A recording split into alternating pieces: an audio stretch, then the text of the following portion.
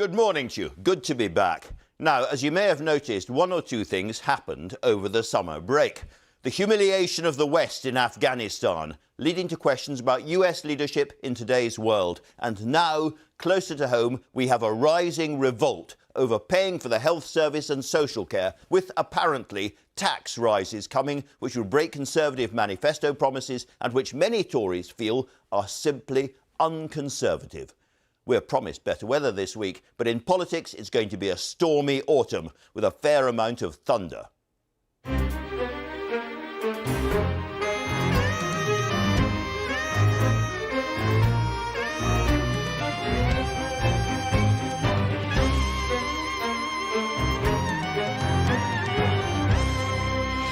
Now, to talk about whether children should be vaccinated and how to fund social care, I'm joined by the Vaccines Minister, Nadhim Zahawi, by the Shadow Foreign Secretary, Lisa Nandy, who'll be reflecting on that and on Labour's foreign policy after Afghanistan, and by the Head of the Armed Forces, General Sir Nick Carter, on what went wrong with Western intelligence. And to get a slightly longer historical perspective, I've also been talking to the best-selling author, Dame Hilary Mantel, and the star of her new play about Thomas Cromwell, Ben Miles. So we're back with a busy show. Fascinating Sunday papers this morning, and to review them, Lucy Fisher of the Telegraph and Helen Lewis of the Atlantic. But you know what happens next?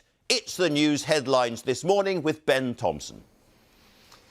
Andrew, thank you. Good morning. The future of social care in England is being discussed by the government this weekend ahead of a major announcement expected later this week. Boris Johnson pledged to fix social care when he became Prime Minister, but he's facing growing pressure from within his party not to increase national insurance contributions to pay for those plans. The chief executive of one of Prince Charles's charities has temporarily stepped down following newspaper allegations that he used his influence to help secure an honour for a major donor. Michael Fawcett, a former aide to the Prince, has been accused of offering to help a wealthy Saudi businessman with an honorary CBE in late 2016. Taliban officials have broken up a demonstration by dozens of women in Kabul. The group say the Taliban targeted them with tear gas and pepper spray as they tried to walk from a bridge to the presidential palace. The women were calling for the right to work and to be included in the government, but the Taliban say the protest got out of control. More than 8,000 chain stores disappeared from high streets, shopping centres and retail parks across Britain in the first 6 months of this year. New research suggests that city centres have suffered the most as footfall has yet to recover to pre-pandemic levels. And in football, Scotland edged closer to World Cup qualification. A first-half goal from Lyndon Dykes was enough to clinch all 3 points against Moldova in what was a must-win match. That's all the news from me for now. The next on BBC One is at 1 o'clock. Andrew, back to you. Many thanks for that, and as ever to the front pages. I promised they were interesting, and they certainly are. The Mail on Sunday, and indeed the Sunday Times, have a story about Prince Charles, the heir to the throne, being in trouble again over money. His aide, Michael Fawcett, has been forced to resign after allegedly offering a donor money for a knighthood. That's all over the Mail, and there's lots of pages of that inside if you're interested. The Sunday Times has the same story. Charles aides fixed CBE for Saudi tycoon who gave £1.5 million, it says. In terms of politics, the big story of the day, however, is the strong suggestion that we're going to be asked to pay more tax to reform social care and to better fund the NHS. The Sunday Telegraph, Tories at war over what they call an idiotic tax increase. And the Sunday Express, the same story. Tory MPs fear voter revolt. They think voters were promised no tax rises in the Tory manifesto, and they'll be furious if that promise is broken. The Observer has another take on that story coming from the other side. Pressure on the Labour leader, Keir Starmer, it says, for some kind of wealth tax, a more progressive kind of taxation system to fund those needed quantities there. The Sun has a different royal story. Meghan plans Queen Summit. It says there are suggestions that Meghan and Harry are not quite as popular on the west coast of America as they used to be, and that some kind of peace summit is coming. Whether that's true or not, I don't know, but it's a very interesting story. And then finally, the Mirror has a story about the big argument going on as to whether and when teenagers are going to be offered COVID vaccination jabs. And they say under current plans, teens face a 5-hour trip to get their jabs. We'll be talking about that and much else later in the programme. I'm joined by Lucy Fisher and Helen Lewis to talk about all of those. Lucy, since you're a Telegraph journalist, as it were, let's start with that big suggestion there is a genuine Tory revolt coming over higher taxes for social care. That's right, Andrew. The Sunday papers today are packed to the rafters with angry and bitter briefing from Tory MPs about Boris Johnson and Rishi Sunak's plan to raise national insurance contributions to fund an overhaul of social care reform. We've got briefings from MPs calling it madness, idiocy, socialism.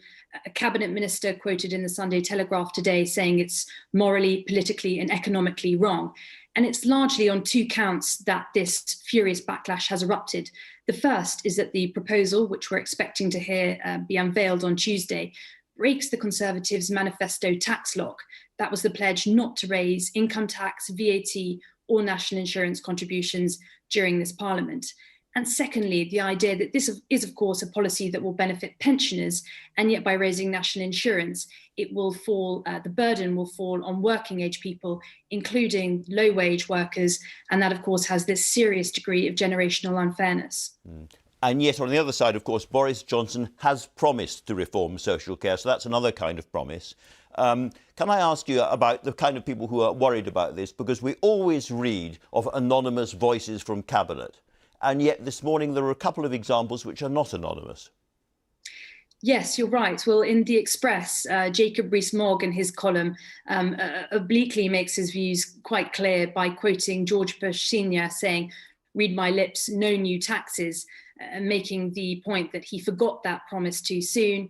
The Sun outs Liz Truss, the International Trade Secretary, as also being very concerned about these proposals. Other MPs, Marcus Fish in the Telegraph, the leader of the Economic Growth Group of Conservative MPs, is concerned. John Major calls it regressive. But as you say, Andrew, the problem is Boris Johnson, it's 2 years now, more than 2 years, since he stood on the steps of Downing Street and claimed that he had a plan ready to go to overhaul social care. He sees this as absolutely fundamental to his legacy, and that's the reason he needs to push ahead and grasp this nettle. It is a real problem for him, but it's also deja vu all over again, as Lucy was saying, Helen. There's this, but there's also, it's all tied up with suggestions that we're going to get a cabinet reshuffle quite soon and lots of other problems for Boris Johnson ahead this autumn. Yeah, I mean, I've been thinking about it. It's a bit like that bit in a science fiction film where, gravity goes off and everyone's floating around. And that's what the last 18 months have been like. And suddenly someone's now switched the political gravity back on. Everything's come back down to earth. And I think it's going to be a really tough autumn for people. You have the furlough scheme ending at the end of this month, £20 extra on universal credit throughout the pandemic. That is ending, as far as we know. And then all of this stuff happening on top of it. So particularly for those red wall voters, the mythical red wall voters we've all been talking about, people on lower wages, if this comes through and furlough ends and universal credit uplift ends, that is a big chunk of money to lose. And people are starting to notice shortages in the shops as well, whether it's, and restaurants, Nando's chicken and milkshakes and shortages in supermarkets as well. The great Diet Coke shortage of 2021 is one of my most pressing political issues. Yes, that's very true. And things like school uniforms of people coming back. So, we are now seeing a reassertion of everything that was in a big pandemic fog. The news there just talking about the fact that, lots of shops have closed. People will now be going back out into their high streets and saying it's not the same high street that it was in the beginning of 2020. Are we going to see a cabinet reshuffle, as the Times suggests? And do we care? It's always bad to say I don't care. No, we do care, and it's very important who's in charge. I think there's a general sense that Gavin Williamson has not had a great pandemic. I think any teacher or parent would probably have a few criticisms of the way that he's handled it. But the other suggestion is there might be a wait until after that COP summit, the climate summit, because Alok Sharma will therefore be looking for a job after that. So, And finally, on this sort of subject, the Labour leader, Keir Starmer, is looking forward avidly, I'm sure, to the Labour conference coming. And there's a lot of pressure on him, according to The Observer, for a wealth tax. Right. So the problem, as Lucy was saying, with the idea of national insurance is that older people don't pay it. So it's falling on working age people, essentially to preserve the inheritances of middle class children. So a fairer Labour alternative to that might be, for example, some kind of wealth tax. People, earned income has been taxed traditionally much more heavily than their unearned income. And so that's where people like Andy Burnham are talking about something that is, to their mind, more progressive. I want to turn to Lucy in a moment to talk about the other huge issue, which is Afghanistan. But before we do that, I mentioned the royal royal stories all over the papers today. And there are essentially two big different stories, aren't there? Right, so I talk about nostalgia. You thought the ABBA reunion was your slice of nostalgia for the week, but Michael Fawcett is back. I went, oh, Mr. Toothpaste. So that was famously known for... Charles's aide, who has now resigned. Yes. For putting toothpaste on Charles's toothbrush for him. He hasn't resigned for that. No, that was not the big scandal that brought him down. But he has been mired in scandal before. And so the idea is that someone was essentially selling access to the prince. Now, the Saudi tycoon involved denies that he says he gave the money. There's no connection. But that it was not related to any honours. So I think that's important to say. But the fact is that this is not looking good for the renovation of Dumfries House, which is this historic property that Charles bought about a decade and a half ago and has been lavishing money on. Because there were stories about access to Charles in return for cash, etc. at the beginning of the summer. End of the summer, it's the same kind of thing. Right, and this is what I think will burble on, because we were just going to go, someone is clearly going through the accounts and finding more and more things that are interesting to write about. And we're going to political summits this autumn. We'd all like to be going to the Meghan and Queen summit, advertised on The Sun on Sunday. Yes, there is nothing like a family drama. And after those quite explosive claims by Harry and Meghan in their interview with Oprah Winfrey, there's a bit of fence building still to do. So the idea is that Meghan will be over with Lilibet, the new baby, to meet the older version of Lilibet. And I can only imagine what they're going to talk about. I think it's going to be quite an awkward visit if it does take place. Everyone will be writing sketches of it, not having been there, I'm quite sure. Helen, thank you very much. Let's turn to Afghanistan, Lucy, because it's a huge moment for geopolitics, really, that we've been witnessing over the summer. The humiliation, a kind of scuttle from Kabul by the Western powers, and the Taliban in complete charge again. That's got a lot of local pickup, of course, here about briefing wars between the different ministries. Just talk us through where we are this morning.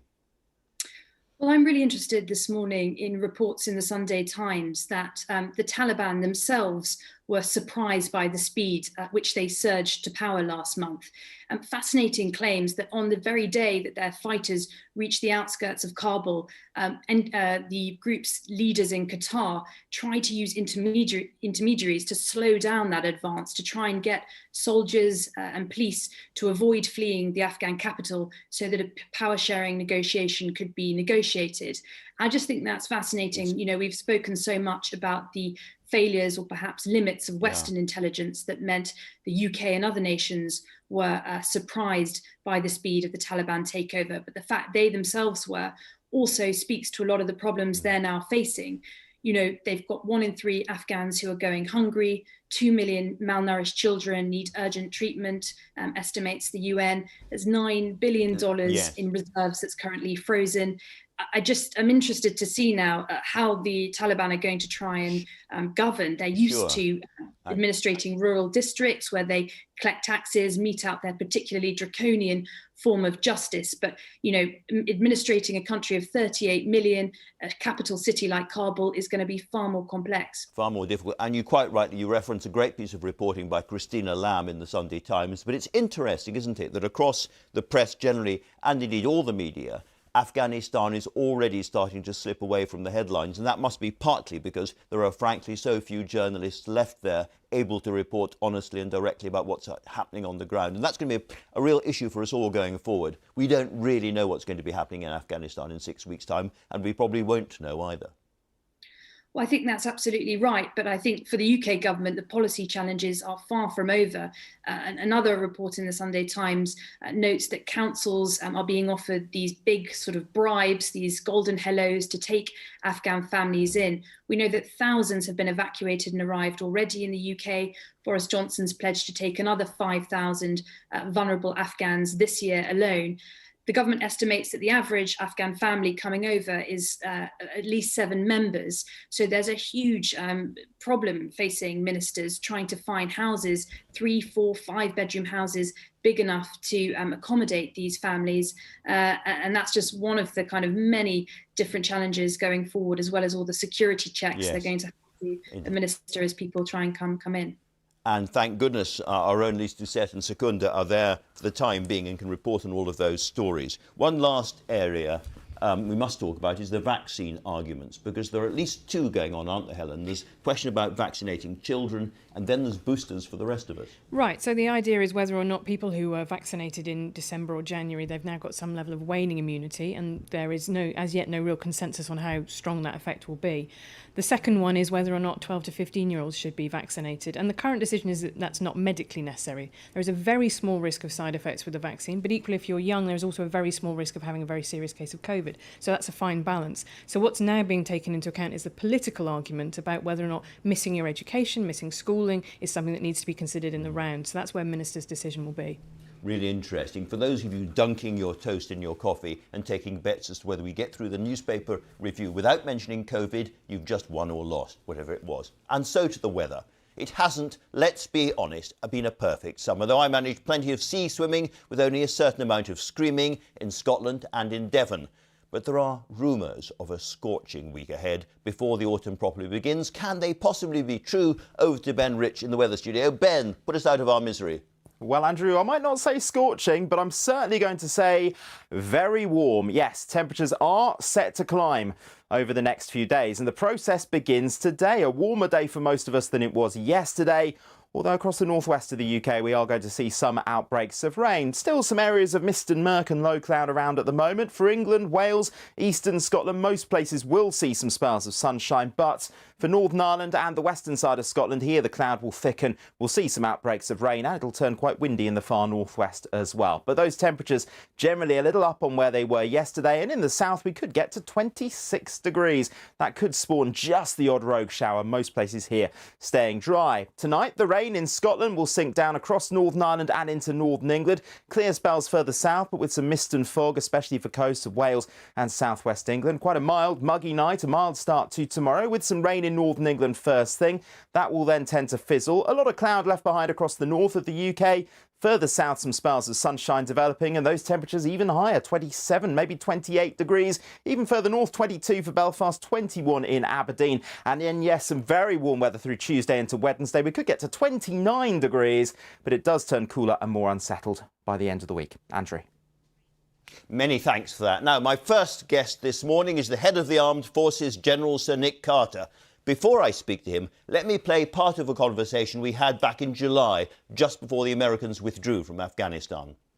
The Taliban claim they've got 85% now of the country. Other people say it's between a third and half of the country, but nonetheless, they're moving very fast across rural Afghanistan. Is there a chance, do you think, that they're going to take the entire place over? I think it's too early to say, but what I would say is that the Afghan government is pursuing a very sensible strategy of consolidation at the moment. They're not going to fight for every rural area because they don't need to. What they need to do is to retain the provincial capitals, the wherewithal to supply those provincial capitals, and therefore control over the majority of the population who are now increasingly urbanised. General Sir Nick Carter joins me now live from Wiltshire. Blunt question, General. How did you get it so wrong? I think everybody got it wrong is the straight answer. And as was said earlier in your programme, even the Taliban didn't expect things to change as quickly as they did. I think there's been a lot of talk about a failure of intelligence and all of that. I mean, the plain fact is, and I said to you on that programme when you interviewed me on July the 11th, that there are a number of scenarios that could play out, and one of them certainly would be a collapse and state fracture. It was the pace of it that surprised us, and I don't think we realised quite what the Taliban were up to. They weren't really fighting for the cities they eventually captured, they were negotiating for them, and I think you'll find a lot of money changed hands as they managed to buy off those who might have fought for them. There does seem to have been, however, quite a serious failure of intelligence, because you talked about three different scenarios in that interview. You talked about the Afghan government carrying on, the country fracturing and different tribes running different areas, or some kind of power-sharing deal after some fighting. One thing we didn't talk about was the Taliban takeover. So was the military intelligence wrong?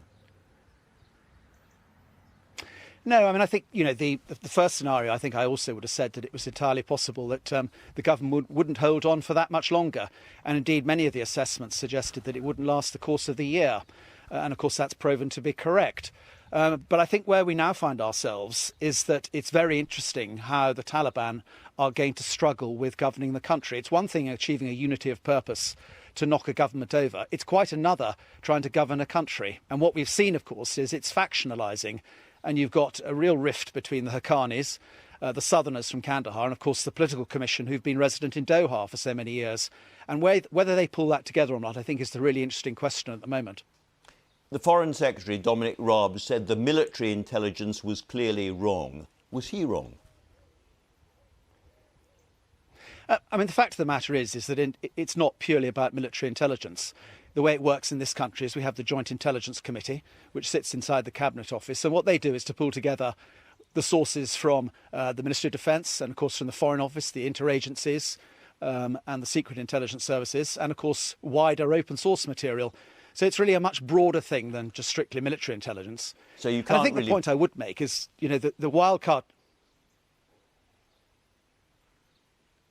I'm sorry. So the Foreign Secretary is wrong to blame purely military intelligence being wrong. It was lots of people were wrong. I think what surprises people from the outside is that this was such a comprehensive failure of intelligence. We spend a lot of money in this country on different kinds of intelligence gathering, and yet we couldn't see what was plainly happening, which was that the Taliban were taking the entire country over very fast indeed.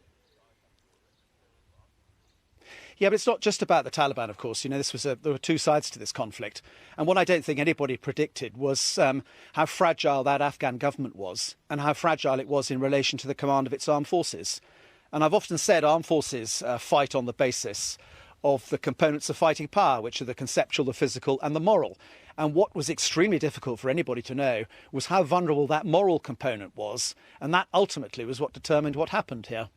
The West has been humiliated and the West has failed. We've been in Afghanistan for 20 years. Many people have died. Many people have been grievously injured. We've spent a huge amount of money. At some point, somebody is going to have to take some kind of responsibility. As the head of our armed forces, will you be taking responsibility for that?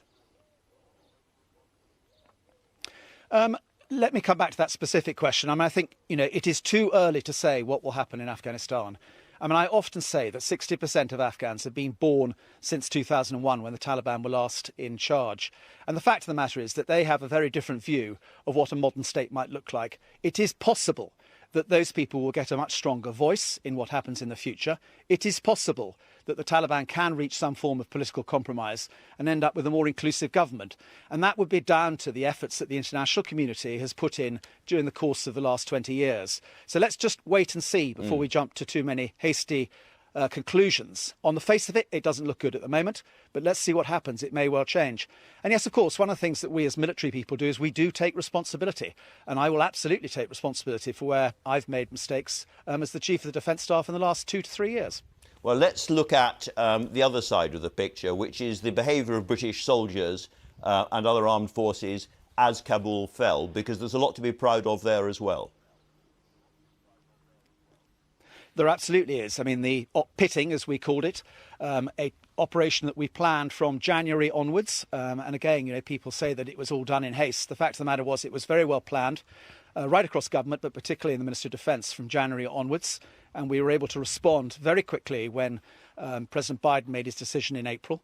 And then, of course, what you saw playing out on the ground, it looked chaotic. And it would look chaotic because the way that operation was conceived was we weren't expecting to have to cooperate with the Taliban.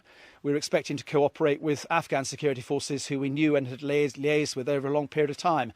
And I think what you saw there was the agility and flexibility of the soldiers and troops more broadly on the ground. You saw a huge Herculean effort by our air transport fleet. Some 165 flights went in and out of Kabul during that period. And you saw some people working together across government on the ground in, I think, a very impressive fashion. And we should take great pride in the way our armed forces did that. And you got a lot of people out, but you left a lot of people behind, some absolutely aghast, worried, scared, tear-stained families of interpreters, people who've worked with the British military are stuck behind. What are we going to do to get them out? Well, as I think has been said very clearly, the government still has the programme open. And our Afghan relocation and assistance policy is available still to those who are on it. And indeed, new applicants will be welcomed. And there will be means of getting those applicants with the right paperwork out through third countries. And that continues to go. And that is the narrative that is being pushed out there. And that's what we hope those who need to still come from Afghanistan will listen to and will follow. You talked about mistakes earlier on. You said that the Taliban had probably changed. It may well be that a Taliban that is more reasonable and less repressive. Do you regret saying that? No, because again, I think it's too early to say. I think if you listen to the words that come from the political commission, there is a possibility that they want to govern in a way that is less repressive than we've seen in the past. I also think they're not stupid enough to know, as I said a moment ago, that the Afghan people have changed and they want a slightly different form of governance. But there are going to be some real challenges with the point I made about it being factionalised. The military types may well have a different view. The Haqqanis may have a different view. The rank and file will have a different view. And we're also already seeing really worrying stories coming out of the rural areas of Afghanistan. Yeah. The point about Afghanistan is it's two countries. There's a rural Afghanistan and there's an urban Afghanistan. And they are very different. And I think, again, we mustn't simplify this problem. It's going to be much more complicated than we might imagine. But there's also a problem about listening to people in Doha rather than in Kabul and in rural Afghanistan. I'm going to play a video which I know you can't see because you're standing outside at the moment, but I'm sure you're familiar with it. It's a propaganda video shown on Afghan TV, and it shows a victory march past by the Taliban. And some of it's fairly familiar stuff. It's rockets and it's guns and so forth. But then there are flatbed trucks with suicide vests on them and IED roadside bombs and cars rigged up as bombs and all the panoply of the terrorism that we have been so used to. That does not look to me and many people like a Taliban that's changed. Does it to you?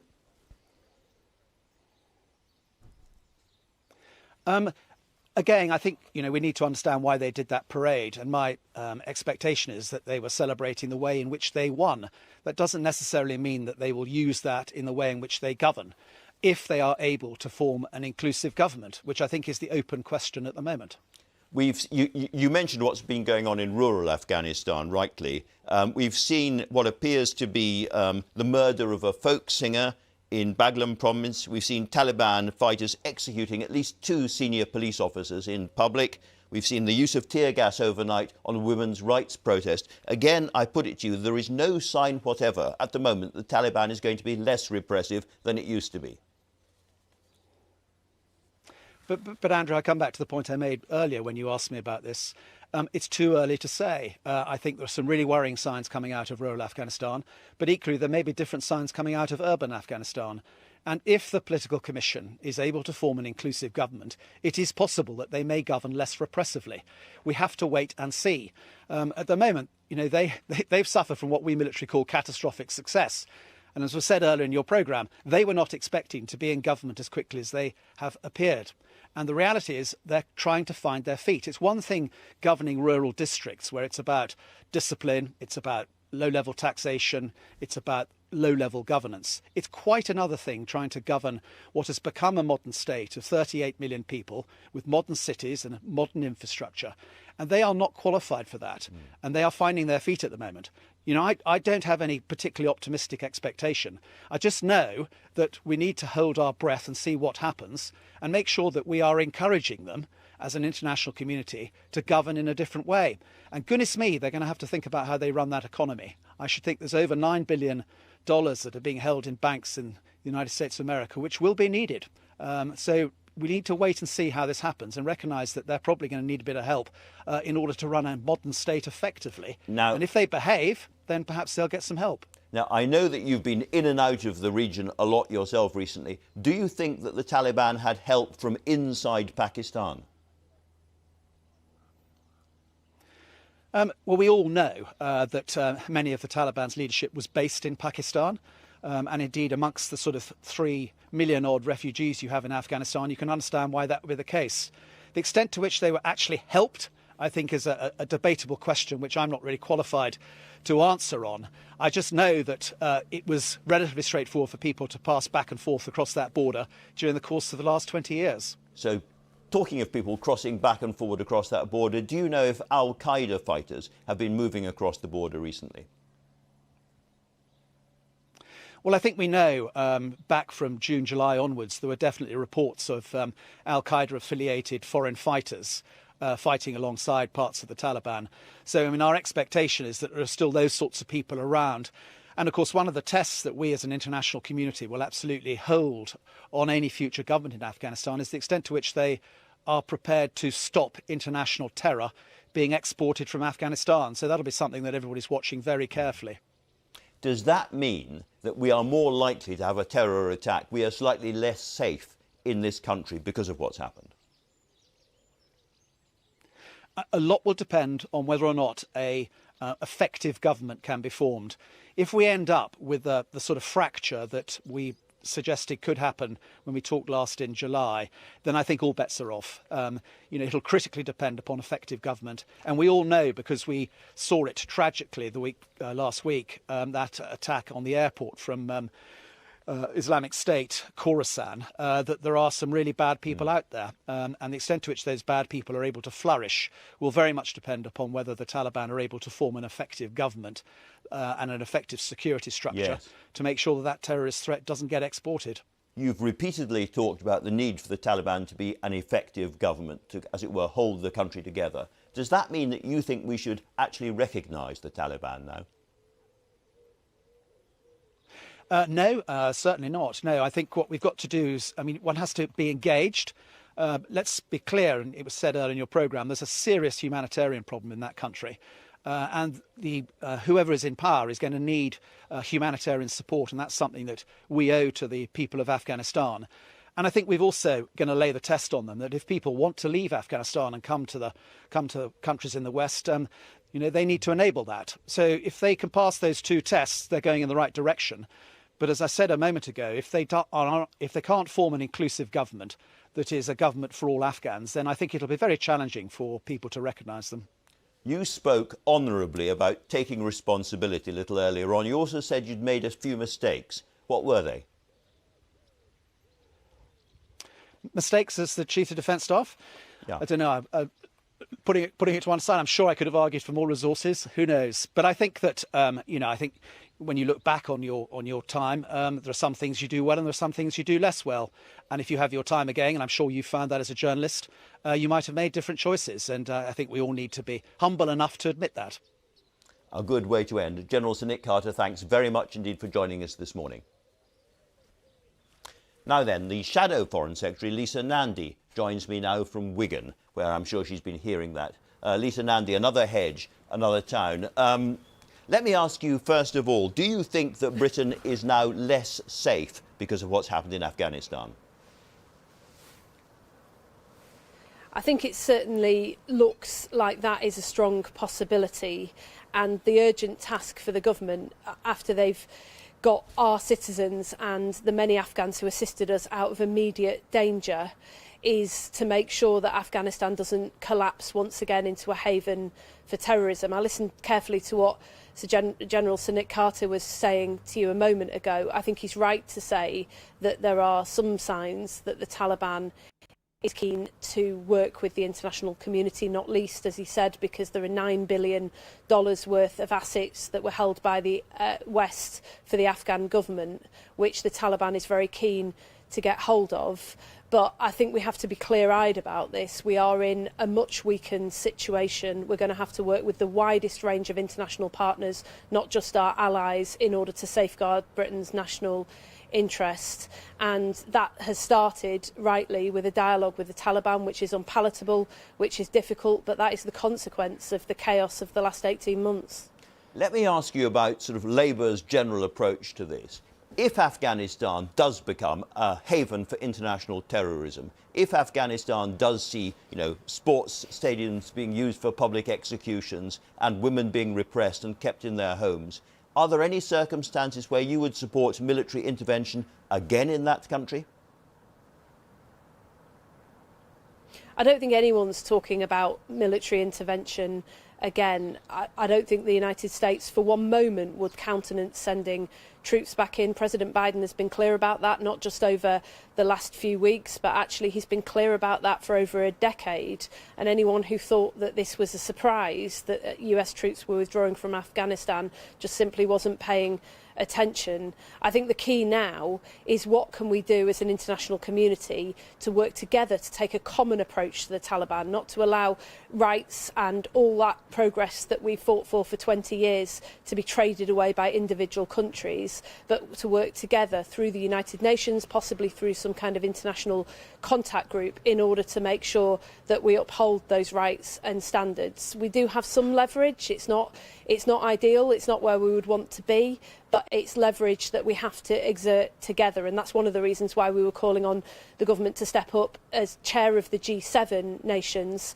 because the financial clout of the G7 is fairly unparalleled. Between them, we represent a third of the world's economy, and we ought to be using that clout in order to exert the leverage we have to protect women and girls and the human rights of people in Afghanistan. It sounds to me as if you're suggesting that we should be perhaps going to the Chinese and the Russians and others for help at this point.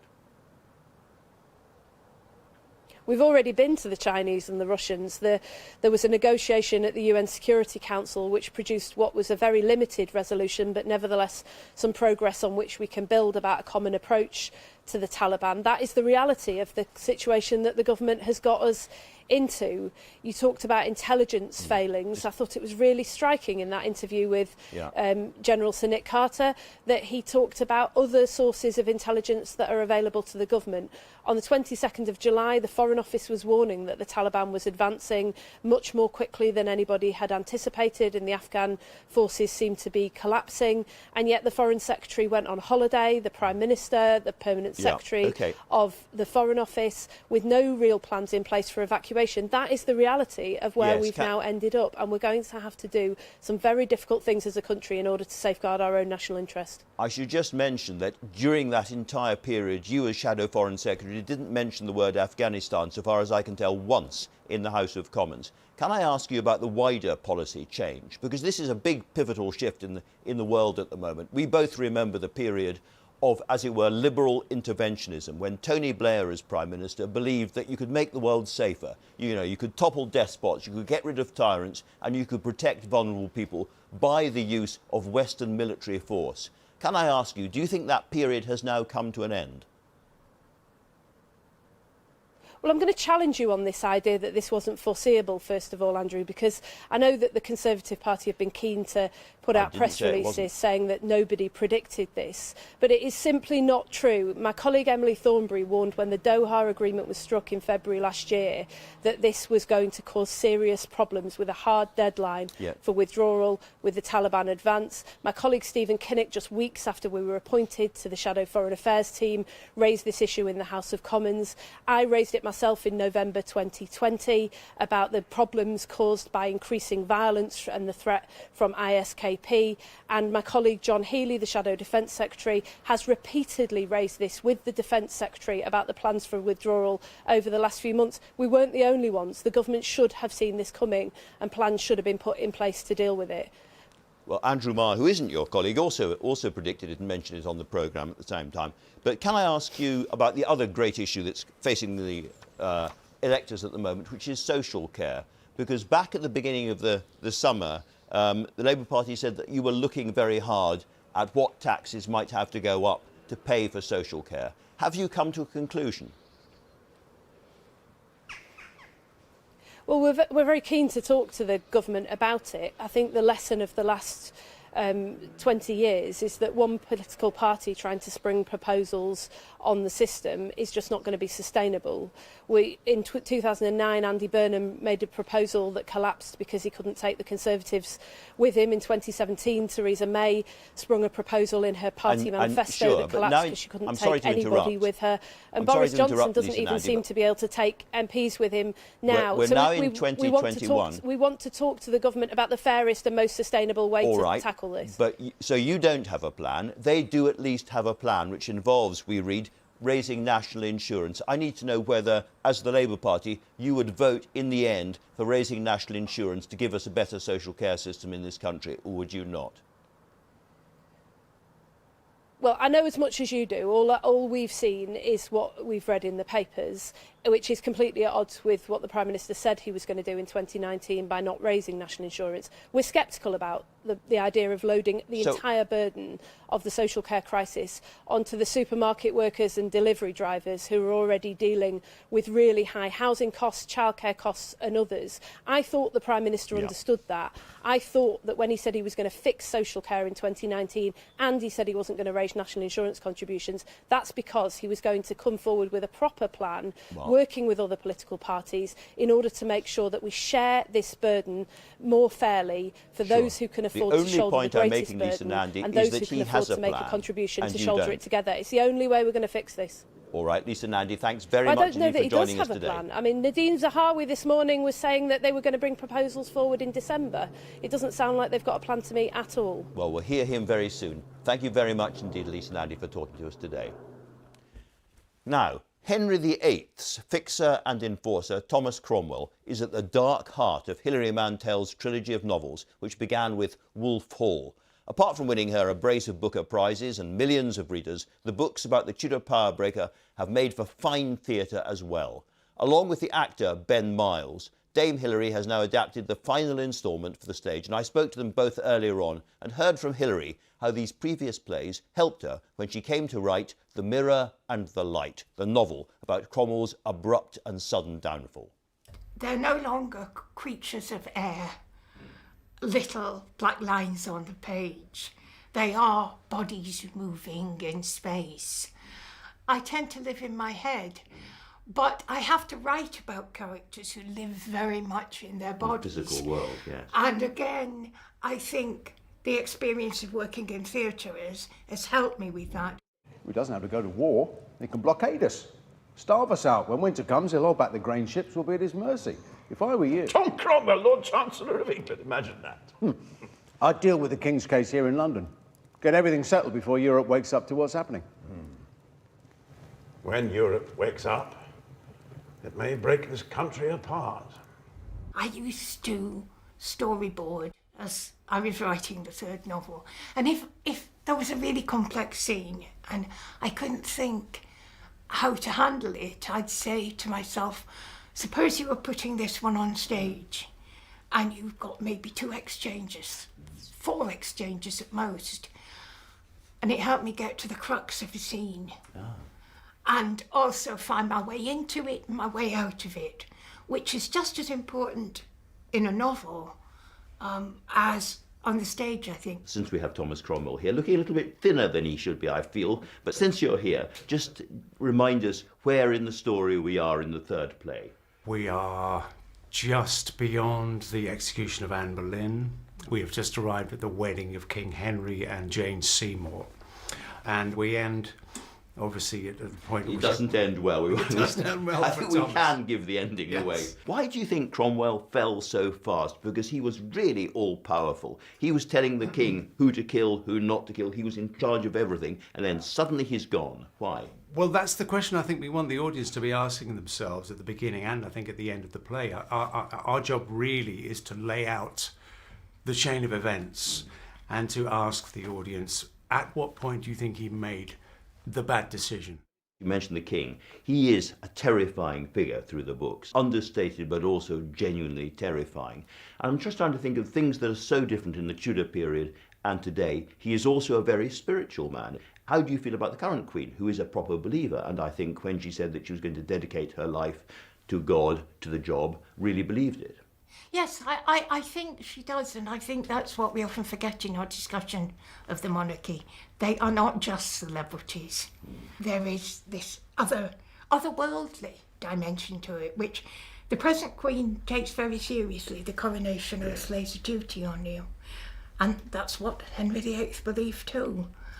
For all his transgressions, he had a keen sense of wanting to be right with God. Let me ask you about what Cromwell would be doing now, because he had an extraordinary oversight of the entire state. Really, everything was under his quill pen. What would be his advice to modern courtiers, do we think?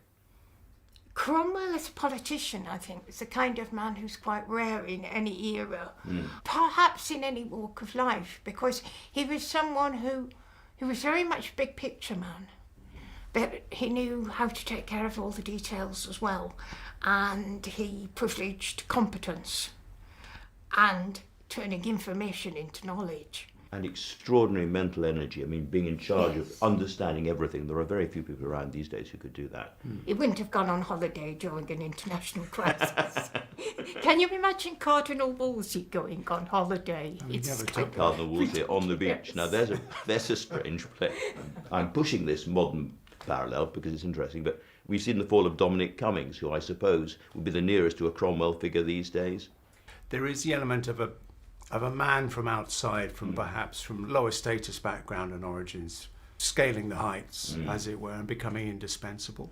Yeah, there are parallels Or there. thinking he's indispensable. That's the problem, isn't it? You think you're indispensable, and then suddenly you turn around and the king is still the king. I think, Dominic Cummings created a picture of himself as outsider, which was intrinsic to his self-creative function. But what Cromwell did was he conquered the hierarchy. He understood where real power lay as opposed to status. And he worked his own way through the system in a way that shouldn't have been possible in that very hierarchical world. This is the end of the Cromwell story so far as play and book and so far is concerned. No, TV. There's TV still to come. Is it an emotional thing to be saying goodbye to him? I feel that we're as engaged as ever. It's even more so than when I was writing the book, watching the production come to life. And there is, as I say, the TV series, which will probably be on the screen 2023. But no, plenty of life in him yet. There's still that light beyond the door, you see. He's still in the room with us. Yes. Ben and Hilary, thank you both very much indeed for talking to us. You're very welcome, thank you. And the final part of that Wolf Hall trilogy, The Mirror and the Light, will open at London's Gielgud Theatre on the 23rd of September. It runs for 9 weeks. And while I'm on the subject of theatre, I must tell you that Sir Tom Stoppard will be the subject of the first of a new series of Imagine. That's this Thursday at 10:35 on BBC One. Tom Stoppard, A Charmed Life. Quite right. Now, my final guest this morning is the Vaccines Minister, Nadhim Zahawi. Mr. Zahawi, can I ask you first of all, for your personal view, do you think 12 to 15-year-olds should be vaccinated? Well, I think it's important that we listen to the clinical advice, and we have some of the best clinical advice in the world. The Joint Committee on Vaccination and Immunisation have done us really proud throughout the whole of the pandemic. If you recall, they set the priority of who should get the vaccines first, and that proved to be absolutely spot on, as well as, of course, our chief medical officers, Chris Whitty's decision to extend the interval between first and second dose, again, proved to be an inspired and clinically correct decision. It's worth reminding your viewers that we are already vaccinating the most vulnerable 12 to 15-year-olds because the JCVI recommended we do so. On their recommendation that, I guess where your question is coming from, if you look at what they say that on balance, it is slightly more advantageous to get the vaccine than not to get the vaccine for the 12 to 15-year-olds who are healthy, but not enough to recommend a universal vaccination program. And they suggest that the chief medical officers of England, Wales, Scotland, Northern Ireland should take further evidence, and the JCVI will be with them on that, because the JCVI's decision is based on things that they were qualified to take a decision on, and not the wider impact on children, including disruption to education. But Mr. Zahawi, you are the Vaccines Minister. I want to know your personal opinion. Do you think 12 to 15-year-olds should be vaccinated or not? Well, if the recommendation comes back, and no decision will be made until we hear back from the chief medical officers, that's the decision of the 4 health ministers, the Secretary of State and the 3 devolved health ministers. If that decision is to recommend vaccination, then I think absolutely it's the right thing. But I don't want to predetermine that, because we won't make any decisions I see. until All right. we Okay. hear back from CMO. But there is a real problem now, isn't there? Because everyone has read the JCVI assessment of the very, very fine balance and the problems with vaccination and all of that. Many, many parents are going to have read that, and whatever you or the chief medical officers of the various nations say, will decide not to have their children vaccinated. The horse is already out of the stable. Well, I think the important thing, and I think the confidence levels in the vaccination programme bear this out. We have the highest vaccine confidence levels in the world.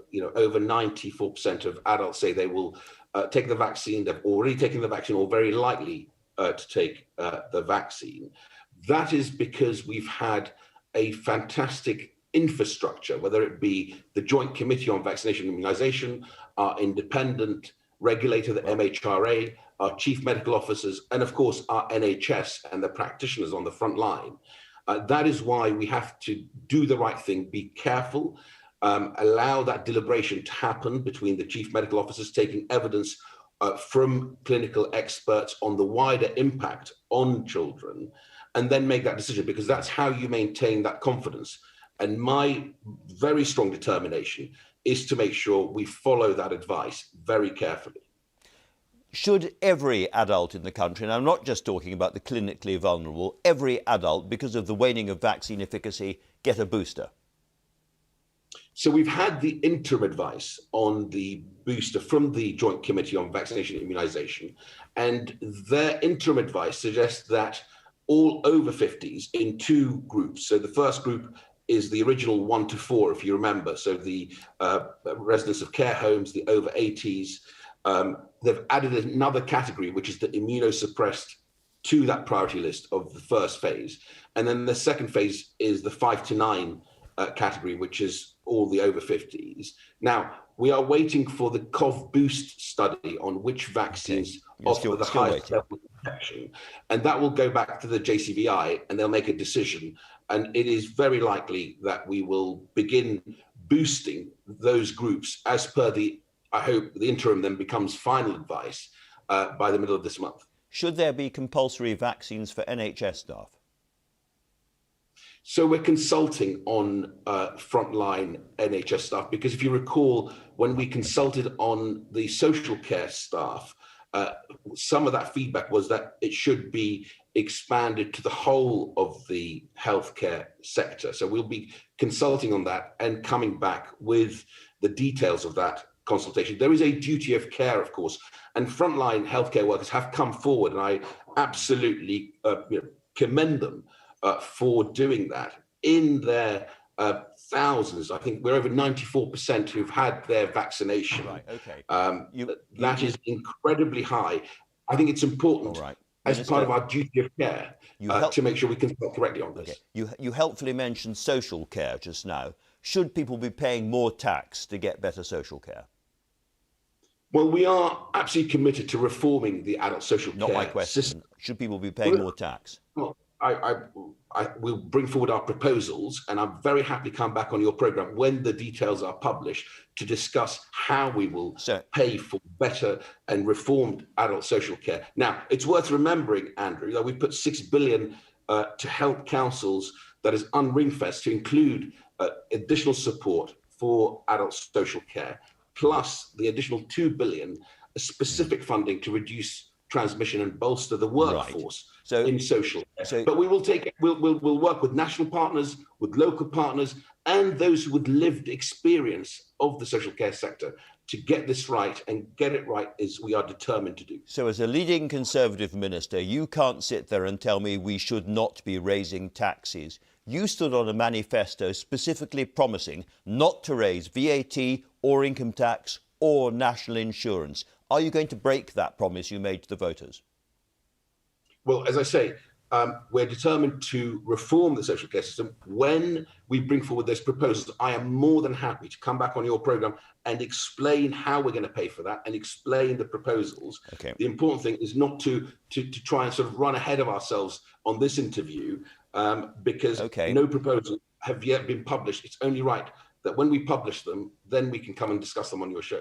I think it's pretty clear that you are going to break that manifesto pledge, and it's not the first one, of course, that this government has broken. You promised people that you wouldn't cut foreign aid, and then you cut foreign aid. You promised people you'd keep the triple lock on pensions. You're not going to keep that. You promised people you wouldn't raise taxes, and you are. Is there any reason for people to believe or even read a future Conservative manifesto?